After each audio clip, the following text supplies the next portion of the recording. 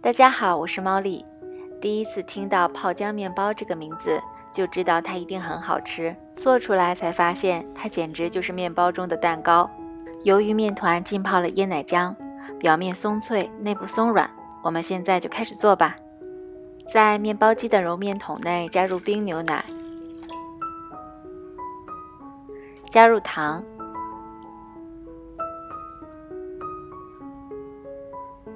加入盐，加入高筋面粉，加入速溶干酵母，把揉面桶放入到面包机内。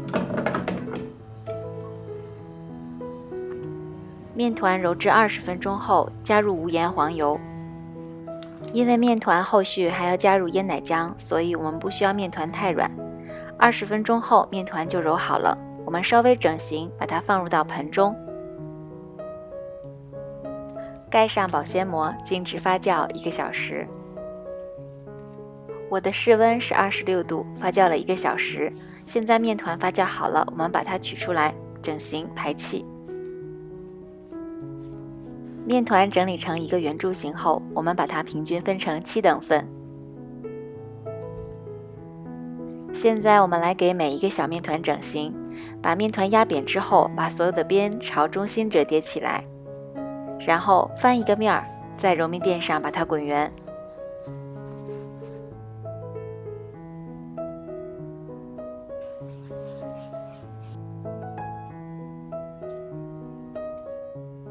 在一个8寸模具中铺好烘焙纸，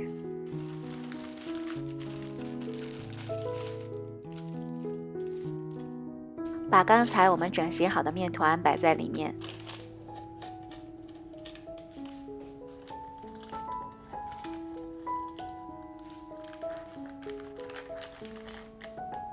之后放入到烤箱发酵至2倍大。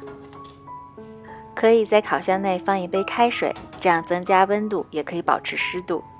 等到面包快要发酵好了，我们就可以来准备椰蓉泡姜了。在碗中倒入椰蓉，放入蜜红豆，加入糖，加入室温的牛奶，最后放入融化的无盐黄油。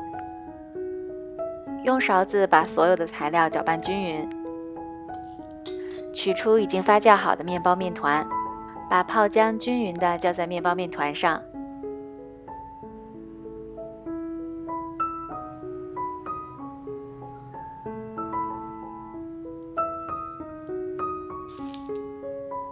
之后把面团放入我们已经预热好的烤箱里。